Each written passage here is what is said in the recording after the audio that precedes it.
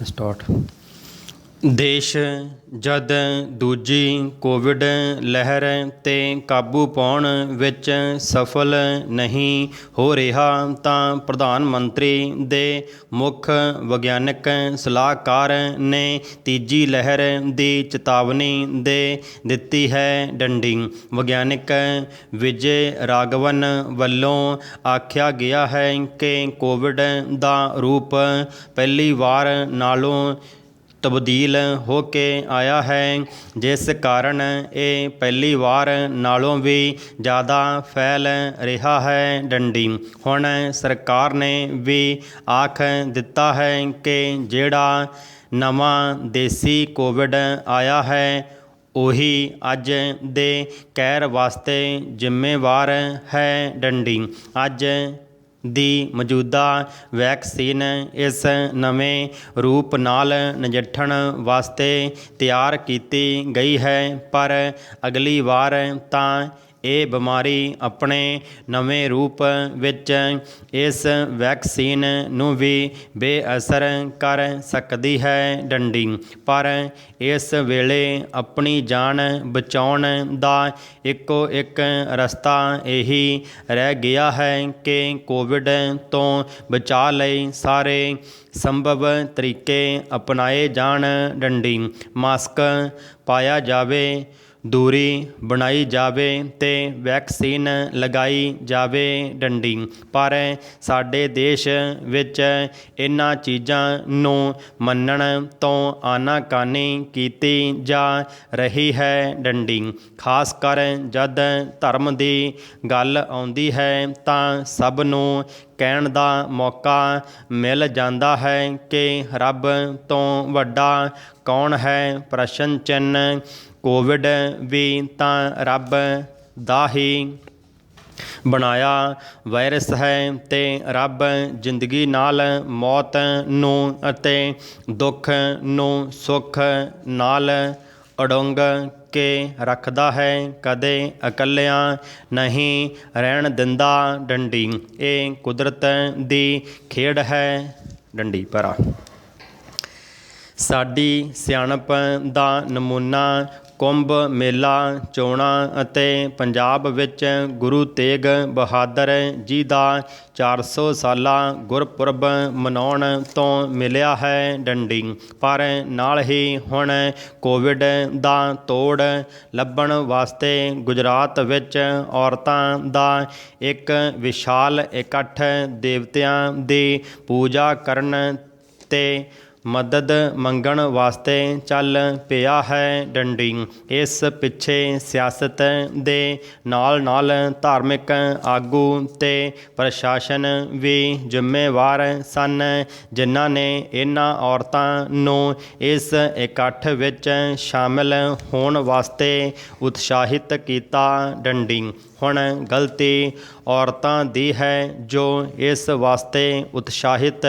ਕੀਤੀਆਂ ਗਈਆਂ ਸਨ ਜਾਂ ਉਹਨਾਂ ਧਾਰਮਿਕ ਆਗੂਆਂ ਦੀ ਹੈ ਜਿਨ੍ਹਾਂ ਨੂੰ ਆਪਣਾ ਧਾਰਮਿਕ ਵਡੱਪਣ ਬਣਾਈ ਰੱਖਣ ਲਈ ਇਸ ਤਰ੍ਹਾਂ ਦੀ ਸੋਚ ਫੈਲਾਉਣੀ ਪੈਂਦੀ ਹੈ। ਪ੍ਰਸ਼ਨ ਚਿੰਨ੍ਹ ਪ੍ਰਸ਼ਾਸਨ ਦੀ ਗਲਤੀ ਇਸ ਲਈ ਵੀ ਹੈ ਕਿ ਉਹ ਪੜ੍ਹ ਲਿਖ ਕੇ ਸਰਕਾਰੀ ਨੌਕਰੀ ਮੰਨਣ ਵਾਲੇ ਲੋਕ ਹਨ। ਉਹਨਾਂ ਨੂੰ ਇਹਨਾਂ ਕਰਤੱਵਾਂ ਨੂੰ ਉਤਸ਼ਾਹਿਤ ਕਰਨ ਦੀ ਕੀ ਲੋੜ ਹੈ। ਪ੍ਰਸ਼ਨ ਚਿੰਨ੍ਹ ਸਿਆਸਤਦਾਨ ਇਹਨਾਂ ਸਾਰਿਆਂ ਨੂੰ ਆਪਣੇ ਵੋਟ ਬੈਂਕ ਨੂੰ ਤਾਕਤਵਰ ਬਣਾਉਣ ਵਾਸਤੇ ਇਸਤੇਮਾਲ ਕਰਦਾ ਹੈ। ਡੰਡੀ ਕੋਵਿਡ ਦੀ ਤੀਜੀ ਲਹਿਰ ਤੋਂ ਬਾਅਦ ਬਚਾਅ ਦਾ ਇੱਕ ਹੋਰ ਤਰੀਕਾ ਇਹ ਵੀ ਹੈ ਕਿ ਸਰਕਾਰ ਆਪਣੀ ਤਿਆਰੀ ਤੇਜ਼ ਕਰੇ। ਡੰਡੀ ਤਿਆਰੀ ਦਾ ਮਤਲਬ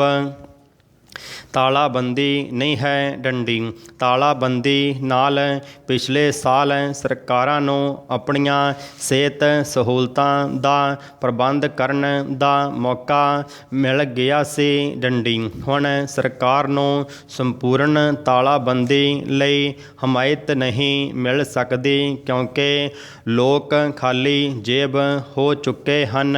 ਡੰਡੀ 230 ਮਿਲੀਅਨ ਯਾਨੀ 23 ਕਰੋੜ ਲੋਕ ਗਰੀਬੀ ਰੇਖਾ ਹੇਠ ਇੱਕ ਸਾਲ ਵਿੱਚ ਹੀ ਜਾ ਚੁੱਕੇ ਹਨ। ਡੰਡੀ ਯਾਨੀ ਇਹ ਉਸ ਗਿਣਤੀ ਤੋਂ ਵੀ ਜ਼ਿਆਦਾ ਹੈ ਜਿਸ ਨੇ ਹੁਣ ਤੱਕ ਵੈਕਸੀਨ ਲਵਾ ਲਈ ਹੈ। ਡੰਡੀ ਸਾਡੇ ਦੇਸ਼ ਵਿੱਚ ਗਰੀਬੀ ਇਲਾਜ ਦੇ ਮੁਕਾਬਲੇ ਜ਼ਿਆਦਾ ਤੇਜ਼ੀ ਨਾਲ ਵੱਧ ਰਹੀ ਹੈ ਅਤੇ ਇਸ ਦੀਆਂ ਅਸਲ ਮੁਜਰਮ ਸਾਡੀਆਂ ਸਰਕਾਰਾਂ ਹੀ ਹਨ।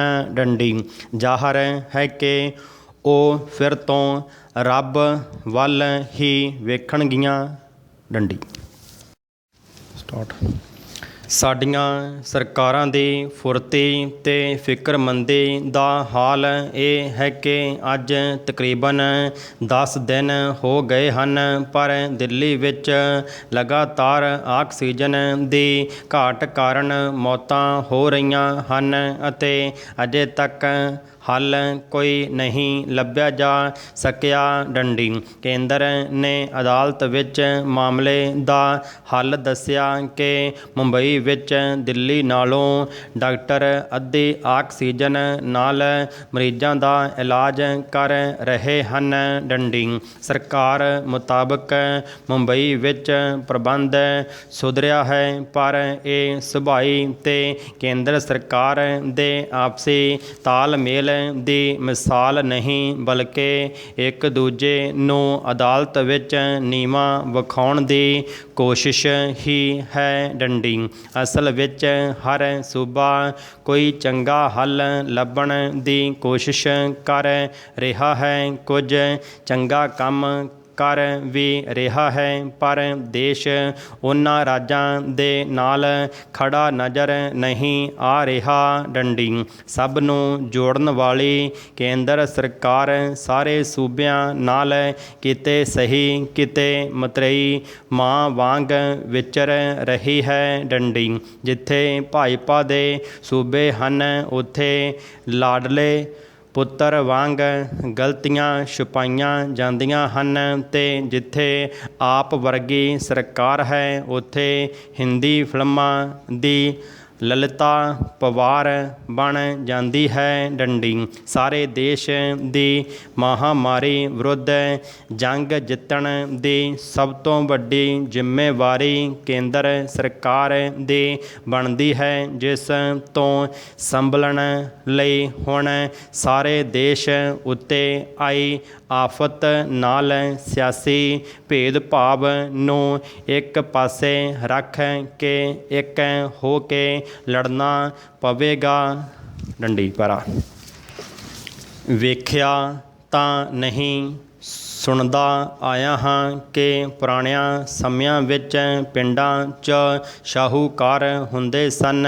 ਉਹ ਕਿਸਾਨ ਅਤੇ ਪਿੰਡ ਦੇ ਹੋਰ ਲੋੜਵੰਦਾਂ ਨੂੰ ਲੋੜ ਪੈਣ 'ਤੇ ਵਿਆਜ 'ਤੇ ਪੈਸੇ ਦੇ ਦਿੰਦੇ। ਕਿਸਾਨ ਆਪਣੀ ਫਸਲ ਆਉਣ ਉੱਤੇ ਸ਼ਾਹੂਕਾਰਾਂ ਦੇ ਪੈਸੇ ਮੋੜਦਾ। ਡੰਡੀ ਜੇਕਰ ਪੂਰੇ ਪੈਸੇ ਨਾ ਮੁੜਦੇ ਤਾਂ ਟੇਕ ਅਗਲੀ ਫਸਲ ਉੱਤੇ ਟਿਕ ਜਾਂਦੀ ਸੀ। ਡੰਡੀ ਇਸ ਘੁੰਮਣ ਘੇਰੀ ਵਿੱਚ ਫਸਿਆ ਕਿਸਾਨ ਸ਼ਾਹੂਕਾਰ ਦਾ ਗੁਲਾਮ ਬਣਿਆ ਰਹਿੰਦਾ। ਡੰਡੀ ਕਹਿੰਦੇ ਕਈ ਵਾਰ ਤਾਂ ਇਹ ਵੀ ਹੁੰਦਾ ਸੀ ਕਿ ਪੈਸੇ ਨਾ ਮੋੜੇ ਜਾਣ ਦੀ ਹਾਲਤ ਵਿੱਚ ਸ਼ਾਹੂਕਾਰ ਕੀਤੀ ਹੋਈ ਲਿਖਤ ਅਨੁਸਾਰ ਕਿਸਾਨ ਦੀ ਜ਼ਮੀਨ ਜ਼ਬਤ ਕਰ ਲੈਂਦਾ ਸੀ। ਡੰਡੀ ਇਸ ਗੰਦਲੇ ਤੇ ਬੇਲਗਾਮ ਢਾਂਚੇ ਨੇ ਅਣਗਿਣਤ ਕਿਸਾਨਾਂ ਨੂੰ ਬੇਜ਼ਮੀਨੇ ਬਣਾ ਦਿੱਤਾ। ਡੰਡੀ ਉਸ ਸਮੇਂ ਲੋਕਾਂ ਵਿੱਚ ਇੰਨੀ ਜਾਗ੍ਰਿਤੀ ਨਹੀਂ ਸੀ। ਡੰਡੀ ਭੋਲਾ ਕਿਸਾਨ ਚਲਾਕ ਸ਼ਾਹੂਕਾਰ ਦੇ ਚੱਕਰ ਵਿੱਚ ਆਸਾਨੀ ਨਾਲ ਫਸ ਜਾਂਦਾ ਤੇ ਆਪਣਾ ਆਰਥਿਕ ਉਜਾੜਾ ਕਰਵਾ ਬੈਠਦਾ ਸੀ ਡੰਡੀ। ਸ਼ਾਹੂਕਾਰਾਂ ਦਾ ਬਦਲਵਾਂ ਰੂਪ ਹੈ ਆੜ੍ਹਤੀ ਡੰਡੀ। ਪਹਿਲਾਂ ਆੜ੍ਹਤ ਦੀਆਂ ਦੁਕਾਨਾਂ ਤਕਰੀਬਨ ਮਹਾਜਨ ਲੋਕ ਹੀ ਕਰਿਆ ਕਰਦੇ ਸਨ। ਵੱਡੀਆਂ ਦਾਣਾ ਮੰਡੀਆਂ ਵਿੱਚ ਜੇਕਰ ਤੁਸੀਂ ਨਿਗਾਹ ਮਾਰੋ ਤਾਂ ਵੇਖੋਗੇ ਕਿ ਕਈ ਪੁਰਾਣੇ ਸ਼ਾਹੂਕਾਰ ਅੱਜ ਨਾਮੀ ਆੜ੍ਹਤੀ ਹਨ। ਡੰਡੀ ਆੜ੍ਹਤੀਏ ਤੋਂ ਲੋੜ ਅਨੁਸਾਰ ਪੈਸੇ ਲੈ ਕੇ ਕਿਸਾਨ ਆਪਣਾ ਮਹੀਨੇ 6 ਮਹੀਨੇ ਜਾਂ ਸਾਲ ਦਾ ਖਰਚਾ ਚਲਾਉਂਦੇ ਹਨ। ਡੰਡੀ ਦੋਹਾਂ ਵਿੱਚ ਇਹ ਲੈਣ ਦੇਣ ਵਾਲੀ ਰੀਤ ਕਾਫੀ ਪੁਰਾਣੀ ਹੈ।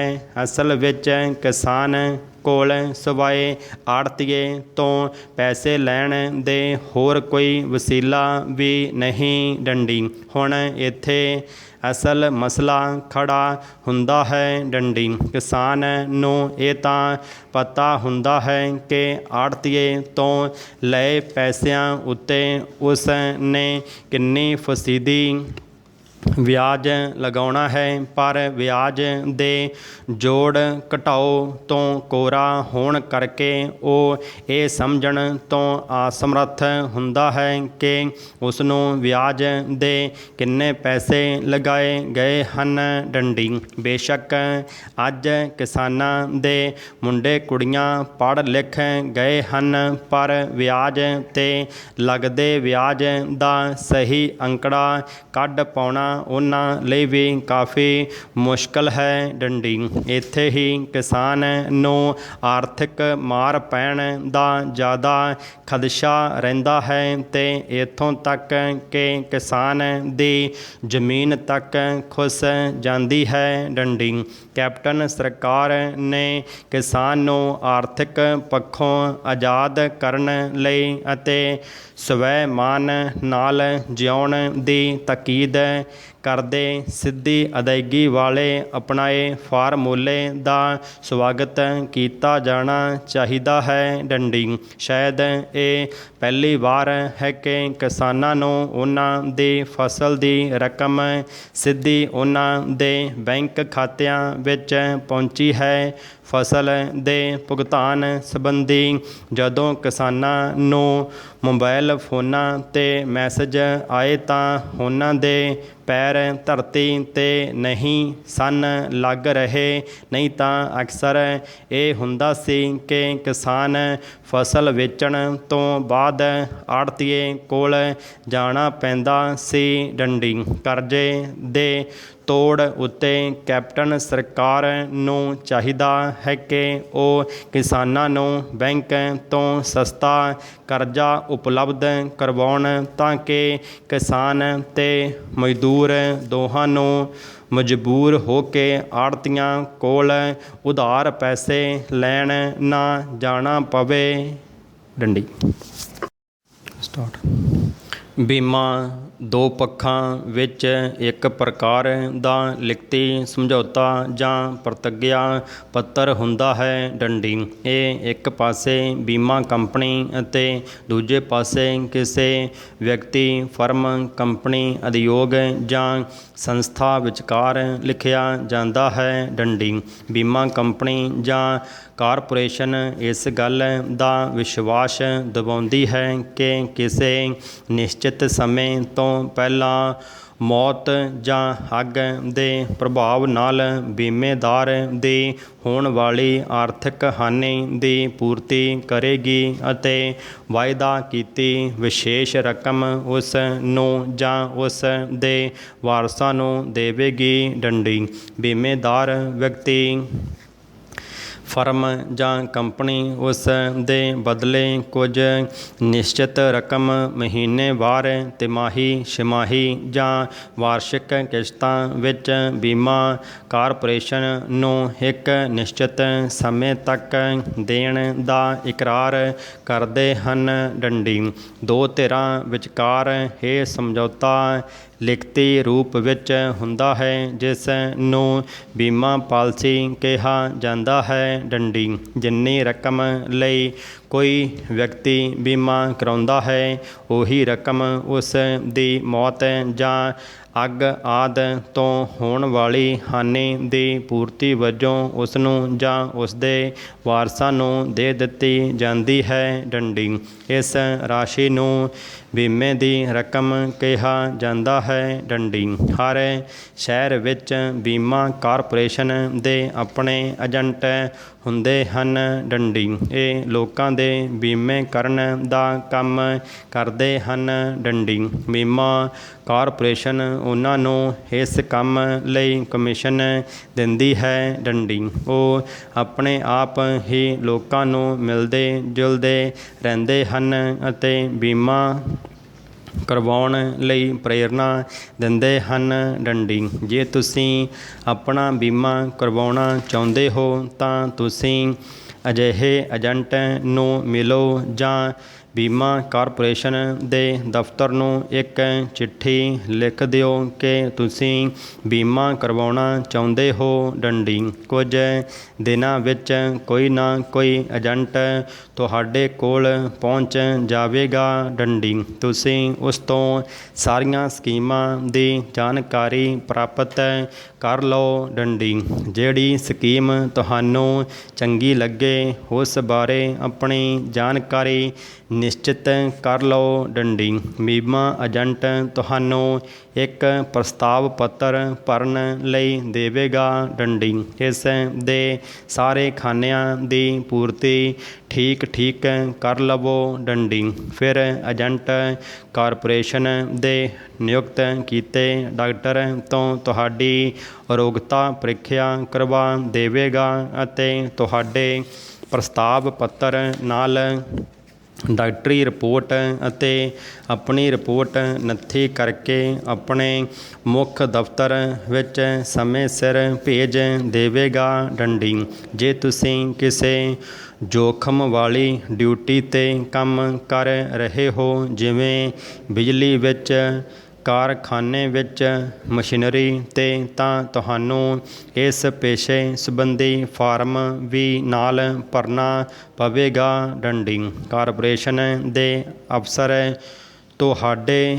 ਪ੍ਰਸਤਾਵ ਪੱਤਰ 'ਤੇ ਵਿਚਾਰ ਕਰਨਗੇ। ਡੰਡੀ ਜੇ ਪ੍ਰਸਤਾਵ ਪੱਤਰ ਸਵੀਕਾਰ ਹੋ ਜਾਵੇਗਾ ਤਾਂ ਤੁਹਾਨੂੰ ਬੀਮੇ ਦੀ ਪਹਿਲੀ ਕਿਸ਼ਤ ਭਰਨ ਲਈ ਲਿਖ ਦਿੱਤਾ ਜਾਵੇਗਾ। ਡੰਡੀ ਬੀਮਾ ਕਾਰਪੋਰੇਸ਼ਨ ਰਕਮ ਪ੍ਰਾਪਤ ਕਰਨ ਉਪਰੰਤ ਇੱਕ ਕੱਚਾ ਬੀਮਾ ਪੱਤਰ ਜਾਰੀ ਕਰ ਦੇਵੇਗੀ। ਡੰਡੀ ਇਸ ਦਿਨ ਤੋਂ ਹੀ ਬੀਮਾ ਕਾਰਪੋਰੇਸ਼ਨ ਬੀਮੇਦਾਰ ਦੇ ਜੀਵਨ ਦੀ ਬੀਮਾ ਰਕਮ ਲਈ ਜ਼ਿੰਮੇਵਾਰ ਹੋ ਜਾਂਦੀ ਹੈ। ਡੰਡੀ ਅਸਲ ਪਾਲਿਸੀ ਜਿਸ ਵਿੱਚ ਬੀਮੇ ਦੀਆਂ ਸਾਰੀਆਂ ਸ਼ਰਤਾਂ ਲਿਖੀਆਂ ਹੁੰਦੀਆਂ ਹਨ, ਉਹ ਬਾਅਦ ਵਿੱਚ ਬੀਮੇਦਾਰ ਨੂੰ ਭੇਜ ਦਿੱਤੀ ਜਾਂਦੀ ਹੈ। ਡੰਡੀ ਆਪਣੀ ਮੌਤ ਪਿੱਛੋਂ ਕਿਸੇ ਵਿਸ਼ੇਸ਼ ਵਿਅਕਤੀ ਨੂੰ ਬੀਮੇ ਦੀ ਪਾਲਿਸੀ ਦੀ ਰਕਮ ਦਾ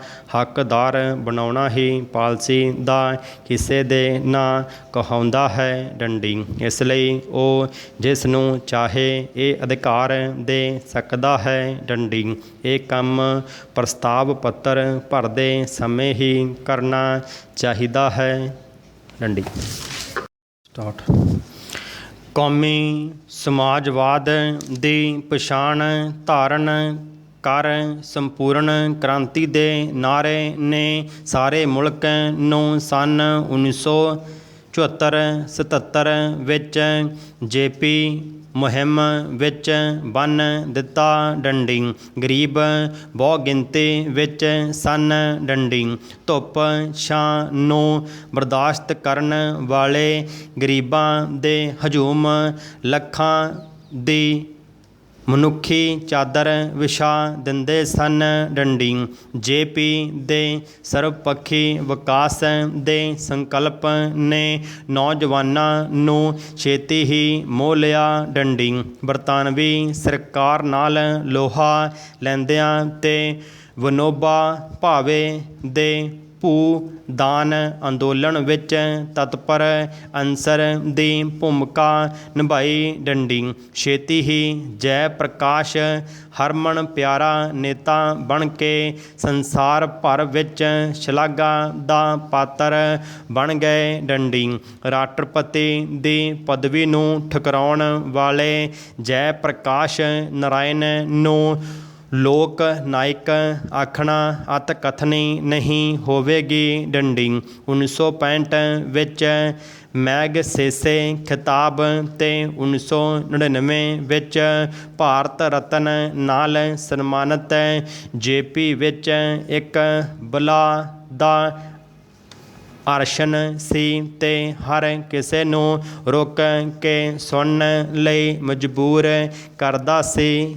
ਡੰਡੀ ਭਰਾ ਇੰਦਰਾ ਗਾਂਧੀ ਦੀ ਸਰਕਾਰ ਦੀਆਂ ਮਨਮਰਜ਼ੀਆਂ ਬੰਗਲਾਦੇਸ਼ ਦੀ ਸਥਾਪਨਾ ਤੋਂ ਬਾਅਦ ਆਪਣੀ ਚਰਮ ਸੀਮਾ 'ਤੇ ਸਨ। ਡੰਡੀ 1971 ਦੀ ਸੋਵੀਅਤ ਸੰਘ ਨਾਲ ਦੋਸਤੀ ਤੇ ਸਹਿਯੋਗ ਸੰਧੀ ਨੇ ਭਾਰਤ ਨੂੰ ਵੀ ਸ਼ੀਤ ਯੁੱਧ ਦਾ ਕਿਰਿਆਸ਼ੀਲ ਹਿੱਸੇਦਾਰ ਬਣਾ ਦਿੱਤਾ ਸੀ। ਡੰਡੀ ਵੇਖਦਿਆਂ ਹੀ ਵੇਖਦਿਆਂ ਪੱਛਮੀ ਦੁਨੀਆ ਦੀਆਂ ਰੁਚੀਆਂ ਭਾਰਤ ਵਿੱਚ ਸੱਤਾ ਪਰਿਵਰਤਨ ਵੱਲ ਵਧੀਆਂ। ਡੰਡੀ ਇੰਦਰਾ ਗਾਂਧੀ ਦੇ ਅਮਰੀਕੀ ਰਾਸ਼ਟਰਪਤੀ ਰਿਚਰਡ ਨਿਕਸਨ 1969-74 ਤੇ ਜੀਰਾਲਡ ਫੋਰਡ 1974-77 ਨਾਲ ਸਬੰਧ ਚੰਗੇ ਨਹੀਂ ਸਨ। ਡੰਡੀ ਅਜਿਹੇ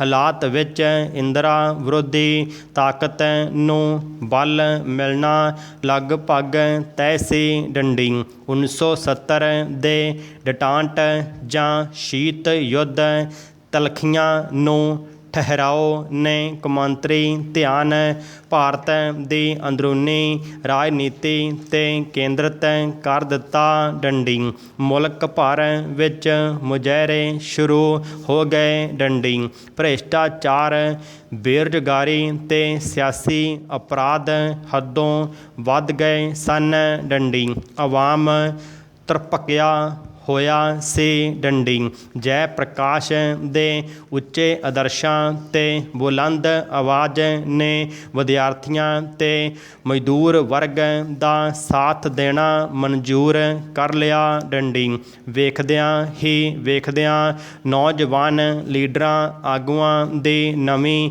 ਪੀੜ੍ਹੀ ਸਾਹਮਣੇ ਆ ਗਈ। ਡੰਡੀ ਇਹਨਾਂ ਦੇ ਭਾਸ਼ਣ ਵਿਦਿਆਰਥੀ ਵਰਗ ਮਜ਼ਦੂਰਾਂ ਤੇ ਬੇਰੁਜ਼ਗਾਰਾਂ ਨੂੰ ਬੰਨ੍ਹ ਕੇ ਰੱਖ ਦਿੰਦੇ ਸਨ। ਡੰਡੀ ਇੱਕ ਸਾਰਤਾ ਤੇ ਇੱਕ ਸੁਰਤਾ ਸਨਮੁਖ ਹੋ ਆਪ ਮੁਹਾਰੇ ਵਗ ਪੈਂਦੀ ਸੀ। ਡੰਡੀ 1966 ਤੋਂ ਇੰਦਰਾ ਨਾਲ ਨਾਰਾਜ਼ ਚੱਲ ਰਹੀ ਸੈਨੇਟ ਦੇ ਲੂੰਗੀਧਾਰੀ ਦੱਖਣੀ ਆਗੂ ਵੀ ਜੈ ਪ੍ਰਕਾਸ਼ ਨਾਲ ਰਲ ਗਏ ਤੇ ਇੰਦਰਾ ਗਾਂਧੀ ਦਾ ਘਬਰਾਉਣਾ ਸੁਭਾਵਿਕ ਹੀ ਸੀ। ਡੰਡੀ ਛੇਤੀ ਹੀ ਬੌਖਲਾਹਟ ਵਿੱਚ ਇੰਦਰਾ ਗਾਂਧੀ ਗਲਤੀਆਂ ਦਾ ਪੁਲੰਦਾ ਬਣ ਗਈ। ਡੰਡੀ 1977 ਦੀਆਂ ਚੋਣਾਂ ਵਿੱਚ ਜਨਤਾ ਦਲ ਤੇ ਸਹਿਯੋਗੀ ਪਾਰਟੀਆਂ ਨੇ 345 ਲੋਕ ਸਭਾ ਸੀਟਾਂ ਜਿੱਤ ਕੇ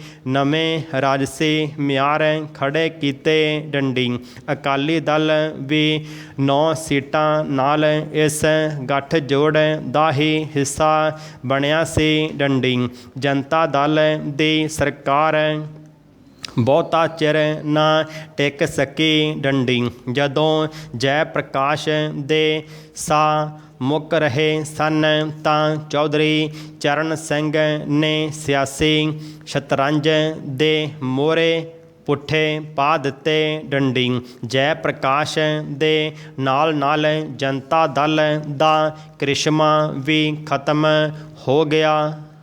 ਡੰਡੀ ਸਟਾਰਟ ਸੰਸਾਰ ਮਨੁੱਖ ਦਾ ਨਿਵਾਸ ਸਥਾਨ ਹੈ ਅਤੇ ਇਹ ਸੰਸਾਰ ਅਨੇਕ ਸਮੱਸਿਆਵਾਂ ਨਾਲ ਭਰਿਆ ਹੋਇਆ ਹੈ ਡੰਡੀ।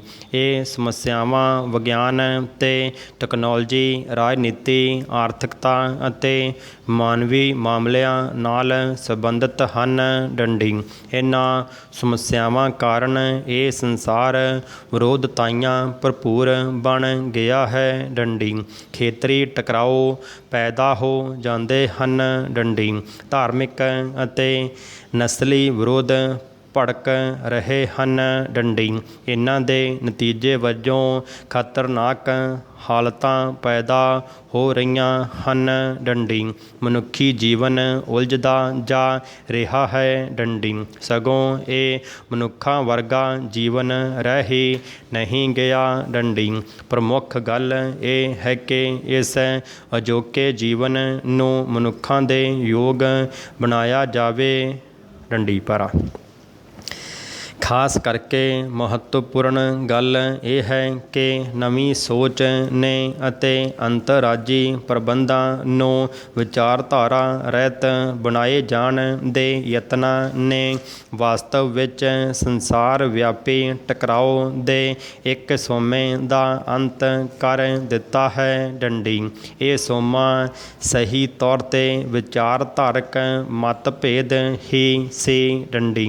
ਵਿਰੋਧੀ ਦੇਸ਼ਾਂ ਦੀਆਂ ਸਰਕਾਰਾਂ ਅਤੇ ਹਾਕਮ ਹਲਕਿਆਂ ਨੇ ਸਾਲਾਂ ਤੱਕ ਇਹ ਬਿੰਬ ਕਾਇਮ ਰੱਖਿਆ ਹੈ ਡੰਡੀ। ਇਹ ਉਹਨਾਂ ਦੀ ਨੀਤੀ ਦਾ ਨਿਰਣਾ ਕਰਦਾ ਸੀ ਡੰਡੀ। ਇਹ ਬਿੰਬ ਹੁਣ ਅਲੋਪ ਹੋ ਗਿਆ ਹੈ ਡੰਡੀ। ਹਥਿਆਰ ਕਢਾਈ ਦੇ ਅਮਲ ਵਜੋਂ ਪ੍ਰਾਪਤ ਕੀਤੀ ਜਾ ਰਹੀ ਸਫਲਤਾ ਇਸ ਗੱਲ ਦੀ ਪੁਸ਼ਟੀ ਕਰਦੀ ਹੈ ਡੰਡੀ। ਇਹ ਸਭ ਕੁਝ ਬਿਨਾਂ ਸ਼ੱਕ ਸਾਂਝੇ ਯੂਰਪੀ ਘਰ ਦੀ ਸਲਾਮਤੀ ਵਿੱਚ ਵਾਧਾ ਕਰਦਾ ਹੈ ਡੰਡੀ। ਸਗੋਂ ਇਸ ਗੱਲ ਦਾ ਸਾਰੇ ਸੰਸਾਰ ਦੇ ਹਾਲਾਤ ਉੱਤੇ ਹਾਂ ਪੱਖੀ ਪ੍ਰਭਾਵ ਪੈਂਦਾ ਹੈ ਡੰਡੀ। ਪਰ ਆਰਥਿਕ ਖੇਤਰ ਵਿੱਚ ਦੋ ਮੁੱਖ ਗੱਲਾਂ ਹਨ ਡੰਡੀ। ਪਹਿਲੀ ਪੂਰਬੀ ਪੱਛਮ ਸੰਬੰਧ ਅਤੇ ਦੂਜੀ ਉੱਤਰ ਦੱਖਣ ਸੰਬੰਧ ਡੰਡੀ। ਪੂਰਬ ਪੱਛਮ ਸੰਬੰਧ ਤਾਂ ਬਹੁਤ ਕਾਰਗਰ ਹਨ ਡੰਡੀ।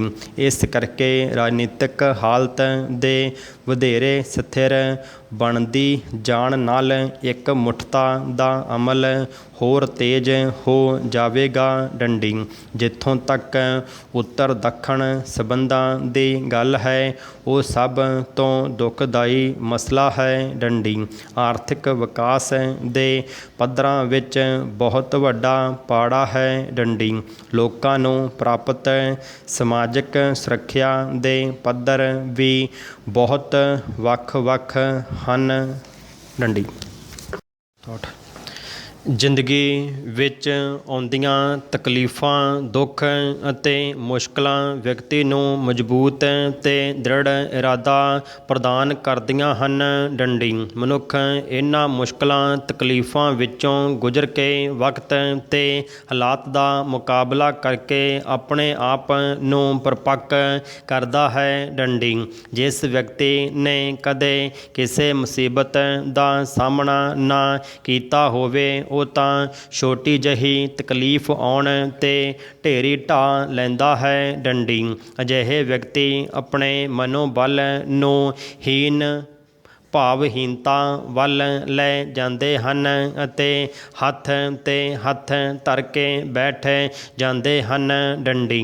ਜਿਸ ਮਨੁੱਖ ਨੇ ਆਪਣਾ ਬਚਪਨ ਤੰਗੀਆਂ ਤਰੁਸ਼ੀਆਂ ਨਾਲ ਜੂਝ ਕੇ ਹੰਢਾ ਲਿਆ ਹੋਵੇ, ਜਿਵੇਂ ਸਾਡੇ ਬਜ਼ੁਰਗਾਂ ਨੇ ਕਸ਼ਟ ਤਕਲੀਫਾਂ ਨੂੰ ਹੰਢਾਇਆ ਹੈ, ਉਸ ਦੇ ਮਜ਼ਬੂਤ ਇਰਾਦੇ ਉਸ ਨੂੰ ਸਫਲਤਾ ਵੱਲ ਲੈ ਜਾਂਦੇ ਹਨ ਡੰਡੀ।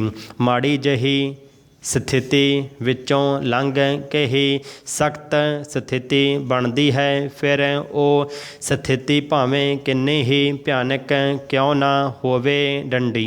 ਪਰ ਸਿਆਣੇ ਤੇ ਦ੍ਰਿੜਤਾ ਵਾਲੇ ਮਨੁੱਖ ਬਹੁਤ ਸੂਝ ਬੂਝ ਨਾਲ ਕੰਮ ਕਰ ਲੈਂਦੇ ਹਨ ਡੰਡੀ। ਪਰ 1962 ਵਿੱਚ ਮੈਂ ਆਪਣੇ ਪਿੰਡ ਦੇ ਸਕੂਲ ਵਿੱਚ ਪੜ੍ਹਦਾ ਹੁੰਦਾ ਸੀ ਅਤੇ ਮੈਂ ਪੜ੍ਹਾਈ ਵਿੱਚ ਕਾਫੀ ਹੁਸ਼ਿਆਰ ਸੀ ਡੰਡੀ। ਮੇਰੇ ਅਧਿਆਪਕ ਮੇਰੀਆਂ ਬਹੁਤ ਸਿਫਤਾਂ ਕਰਦੇ ਸਨ ਅਤੇ ਮੇਰੀਆਂ ਉਦਾਹਰਨਾਂ ਦੂਜਿਆਂ ਨੂੰ ਦਿੰਦੇ ਸਨ ਡੰਡੀ। ਪਰ ਮੇਰੇ ਘਰ ਦੀ ਆਰਥਿਕ ਹਾਲਤ ਇੰਨੀ ਚੰਗੀ ਨਹੀਂ ਸੀ ਡੰਡੀ। ਸਾਡੇ ਘਰ ਵਿੱਚ ਗਰੀਬੀ ਨੇ ਪੈਰ ਪਸਾਰੇ ਹੋਏ ਸਨ ਡੰਡੀ। ਮੇਰੇ ਪਿਤਾ ਜੀ ਇੱਕ ਮਿਹਨਤਕਸ਼ ਆਦਮੀ ਸਨ ਡੰਡੀ। ਸਖਤ ਮਿਹਨਤ ਕਰਕੇ ਉਹ ਮਸਾਂ ਹੀ ਘਰ ਦਾ ਖਰਚਾ ਪਾਣੀ ਚਲਾਈ ਜਾ ਰਹੇ ਸਨ ਡੰਡੀ। ਸਕੂਲੋਂ ਛੁੱਟੀ ਹੋਣ ਤੋਂ ਬਾਅਦ ਮੈਨੂੰ ਬੱਕਰੀਆਂ ਚਾਰਨੀਆਂ ਪੈਂਦੀਆਂ ਸਨ ਡੰਡੀ। ਬੱਕਰੀਆਂ ਚਾਰਨ ਸਮੇਂ ਮੈਂ ਆਪਣੀਆਂ ਕਿਤਾਬਾਂ ਨਾਲ ਲੈ ਜਾਂਦਾ ਅਤੇ ਸਕੂਲ ਦਾ ਸਾਰਾ ਕੰਮ ਬਹੁਤ ਹੀ ਬਾਹਰ ਹੀ ਕਰ ਲੈਂਦਾ ਸੀ ਡੰਡੀ। ਗਰਮੀਆਂ ਦੇ ਦਿਨਾਂ ਵਿੱਚ ਮੈਂ ਤਪਦੀ ਧੁੱਪ ਵਿੱਚ ਆਪਣਾ ਸਕੂਲ ਦਾ ਕੰਮ ਕਰ ਲੈਂਦਾ ਸੀ ਡੰਡੀ।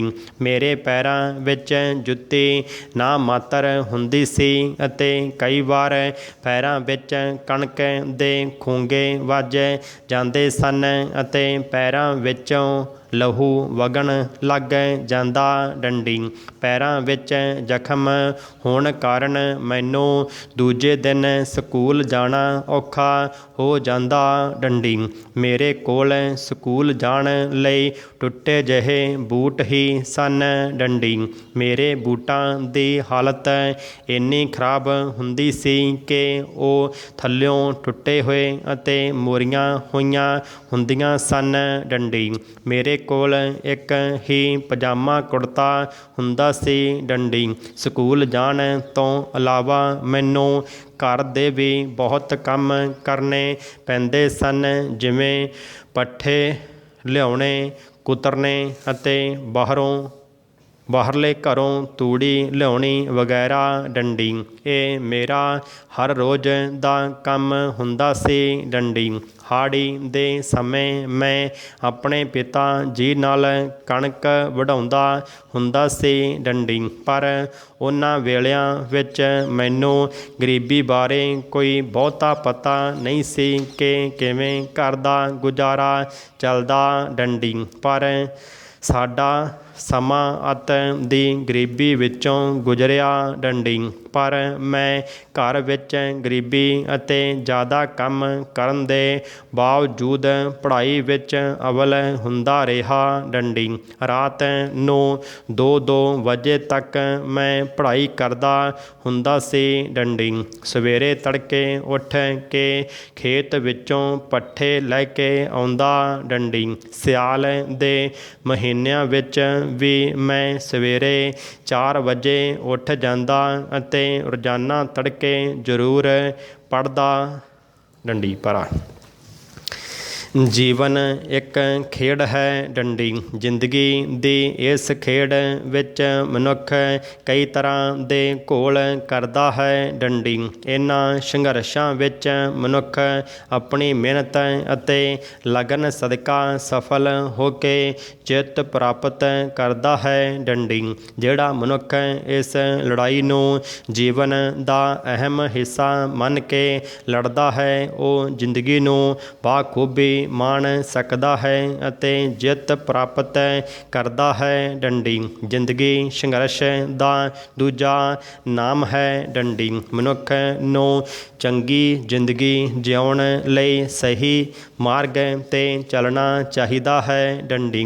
ਬੇਸ਼ੱਕ ਸੱਚ ਨੂੰ ਕਈ ਮੁਸ਼ਕਲਾਂ ਦਾ ਸਾਹਮਣਾ ਕਰਨਾ ਪੈਂਦਾ ਹੈ, ਪਰ ਸੱਚ ਕਦੇ ਹਾਰਦਾ ਨਹੀਂ ਡੰਡੀ। ਮੈਂ ਛੋਟੇ ਹੁੰਦਿਆਂ ਕਦੇ ਵੀ ਆਪਣਾ ਸਮਾਂ ਵਿਅਰਥ ਨਹੀਂ ਸੀ ਗਵਾਇਆ ਅਤੇ ਜ਼ਿੰਦਗੀ ਦੇ ਹਰ ਪਲ ਨੂੰ ਜ਼ਰੂਰੀ ਸਮਝਦਿਆਂ ਮੈਂ ਕਦੇ ਕਿਸੇ ਜਮਾਤ ਵਿੱਚੋਂ ਫੇਲ ਨਹੀਂ ਸੀ ਹੋਇਆ ਡੰਡੀ।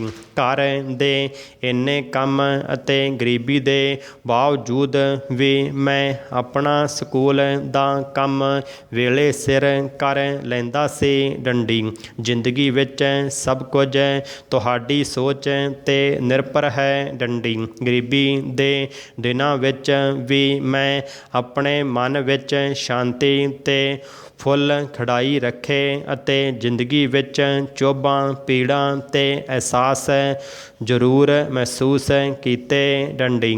ਮੈਂ ਸੰਕਟ ਦੀ ਘੜੀ ਦਾ ਟਾਕਰਾ ਬੜੀ ਸਹਿਨਸ਼ੀਲਤਾ, ਧੀਰਜ ਅਤੇ ਸੰਤੋਖ ਨਾਲ ਕੀਤਾ ਡੰਡੀ। ਮੇਰੇ ਪਿਤਾ ਜੀ ਨੇ ਮੈਨੂੰ ਕਹਿਣਾ, ਕਾਕਾ ਵੱਧ ਤੋਂ ਵੱਧ ਪੜ੍ਹ ਲੈ, ਤੇਰੀ ਜ਼ਿੰਦਗੀ ਵਿੱਚ ਕੰਮ ਆਵੇਗਾ ਡੰਡੀ। ਪਿਤਾ ਜੀ ਦੀ ਦੱਸੀ ਗੱਲ ਨੂੰ ਪੱਲੇ ਬੰਨ੍ਹੀ ਰੱਖਿਆ ਅਤੇ ਮੈਂ ਗੰਦੇ ਛੱਪੜ ਗਰੀਬੀ ਦੇ ਚਿੱਕੜ ਵਿੱਚੋਂ ਉੱਗਿਆ ਕਮਲ ਦਾ ਫੁੱਲ ਬਣਿਆ ਹਾਂ ਡੰਡੀ। ਤਬਦੀਲੀ ਕੁਦਰਤ ਦਾ ਇੱਕ ਨਿਯਮ ਹੈ ਡੰਡੀ। ਸਮੇਂ ਦੀ ਚਾਲ ਹਮੇਸ਼ਾ ਇੱਕੋ ਜਿਹੀ ਨਹੀਂ ਰਹਿੰਦੀ ਤੇ ਉਹ ਬਦਲਦੀ ਹੀ ਰਹਿੰਦੀ ਹੈ ਡੰਡੀ। ਮੈਨੂੰ ਅੱਜ ਵੀ ਯਾਦ ਹੈ ਕਿ ਮੇਰੇ ਬਾਪੂ ਨੇ ਮੈਨੂੰ ਆਖਿਆ, ਕਦੇ ਸਾਡੇ ਵੀ ਭਲੇ ਦਿਨ ਆਉਣਗੇ ਡੰਡੀ।